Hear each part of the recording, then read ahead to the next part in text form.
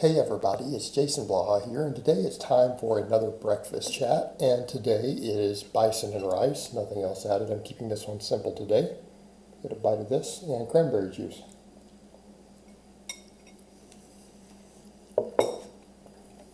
Rice is a little dry today. Alright, and a few of these I'm probably going to do coming up. I've actually had people make requests for things that they would like for me to cover in these, and that's interesting. I wasn't expecting that. But a subscriber named Jerry, who comments a lot, asked me on the Facebook fan page, I think last night, he's like, hey, next time you do one of these, could you explain why most New Year's resolutioners fail? Because he's like, the gyms are packed right now. They are packed, and in 2 months from now, they're going to be back to where they were. Why is that? It's a great question. I'm going to talk a little bit about the environment itself, but let's discuss the whole concept of New Year's resolutions. It's not just fitness, okay? It's been noted, researchers looked at this, and what they have found is that historically when people set New Year's resolutions, it's something like 90 to 95% of people fail whatever their New Year's resolution is. It doesn't matter what it is. It doesn't matter whether it's to give up alcohol. It doesn't matter whatever it happens to be, not just getting in the gym and getting in shape or losing weight. It is all New Year's resolutions across the board. And a lot of people don't like that. I'd said that before, and some other channels made responses years ago saying, how dare you say that you're going to encourage people not to do this? And it's like, no, I encourage people to do it before New Year's. And the reason for that is because anytime you set a major goal and you set a future date that this is when I'm going to start doing it, you're not going to take it really seriously and commit in the same way. In other words, you're going to come back to, remember the video I made yesterday about motivation? You're relying on motivation, an emotion instead of a game plan usually. It's usually part of it because you're coming in and then they give it 100% and then they train stupid. They train like idiots instead of gradually easing into what they need to do and building up workload over several months. Training appropriately, hiring a proper professional, people just come in and half-ass it like a bunch of goofy clowns, and then they burn out, they get sick, they get tired, and they quit. But the thing is, they had already set themselves up for failure because they set a date. Like people are saying this back in December. Oh yeah, on New Year's, this is what I'm going to do. Okay. Well, you're clearly not serious about a goal. If you're serious about a goal, you start the day that you decide to do it. So if you're coming up and it's, I don't know, December 22nd, and you say, yep, I'm going to set a New Year's resolution. I'm going to go join a gym and get in shape January the 1st or January the 2nd. You're not serious. A serious person comes in and says, you know what, it's the 22nd now. I know Christmas is coming up. I should probably go ahead and start. You know what? I'm about to overeat on the holidays. Maybe I should get a head start on my fitness. I'm going to go and just work on a little bit today. I'm going to read up on maybe joining a gym or hiring a trainer and maybe do some jumping jacks and some push-ups or something today just to try to do something. Today. The day that you decide to do it, you start your plan immediately and then you develop a plan of action.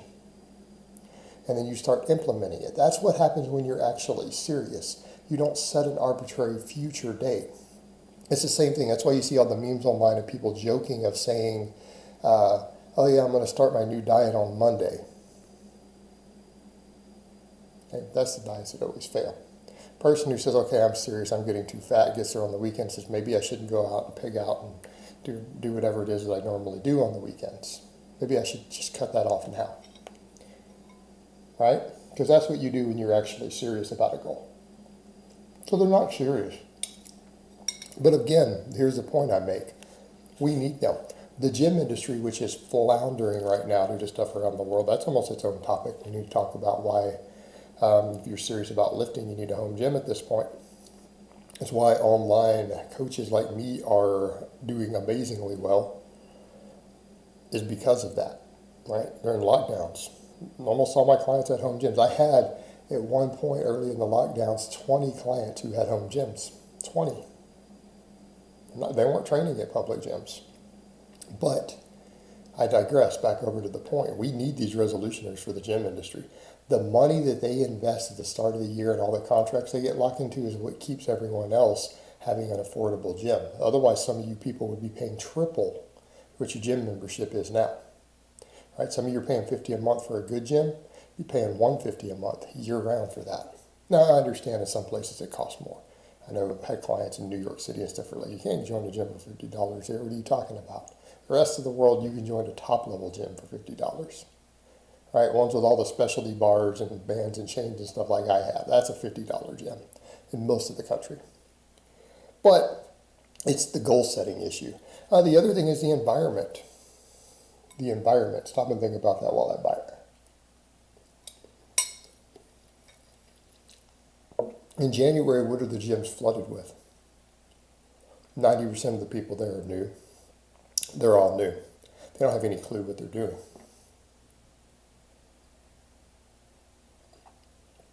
They have no idea what they're doing. You're surrounding yourself with people who are clueless. You're surrounding yourself with people who aren't motivated in the correct ways. They're motivated with silliness. You're surrounded by people who have no clue how to reach their goals and people who are going to fail. That is now the environment that you have thrown yourself in to start learning. Everyone around you is as clueless and stupid as you are. Because 90% of the people there during New Year's and during the first month in the gym in January, they're new, they're resolutioners. That is not the key to success. Okay? And that's one of the things that I've heard a lot of people who fail. I've had family members, well, I'm intimidated to go to a gym. And I'm like, well, that's why you're fat and out of shape for the past 5 years and you're still going to be 20 years from now. And I was right. By the way, when I predicted that with those family members, 20 years from now today, they're still fat and out of shape and diabetic. Because, you know why? Because they're intimidated to train in a real gym with real people. And they would go to stuff, well, I'm going to go to this whatever floofy gym. It specializes in fat women. Well, okay, if you go to a gym that specializes in fat women, and that's all you're surrounded by, you're going to be a fat woman the rest of your life, because that's the environment that you're learning in. Real talk right there.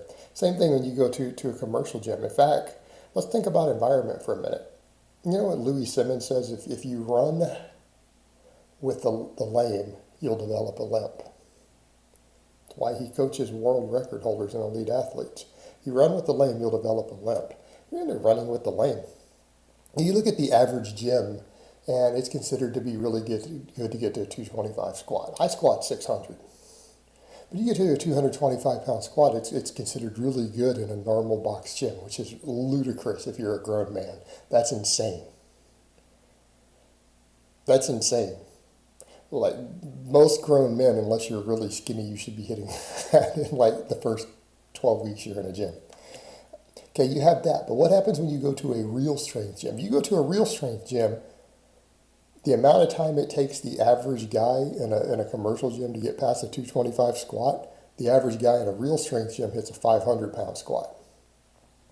People with the same genetics, by the way, because they're in an environment where everyone already knows how to squat 500 plus. You catch up real quick. Okay? You rise to the level of your environment.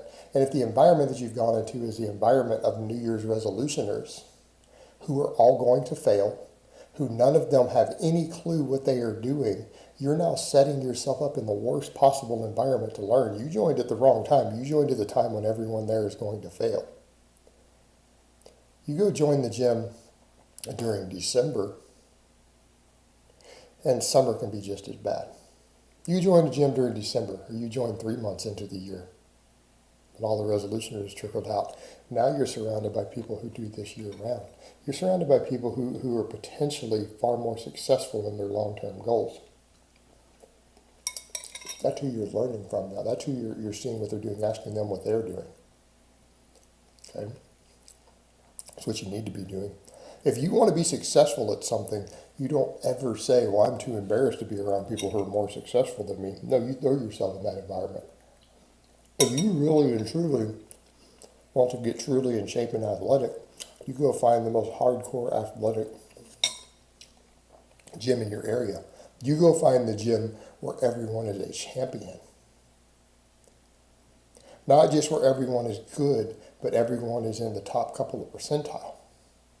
Okay, that's the gym that you join if you're serious. Why? Now you're in an environment of success. That matters. So it's the environmental aspect is the other key to it there. That's why New Year's resolutioners fail. Setting goals in an unserious time frame. They weren't serious. They surround themselves in an environment of people who are failing and who have no clue what they're doing. That's a horrific combination. That's why it doesn't work. All right, guys, but that's really all I have to say on that today. I hope it's been informative, and I will talk to you guys next time.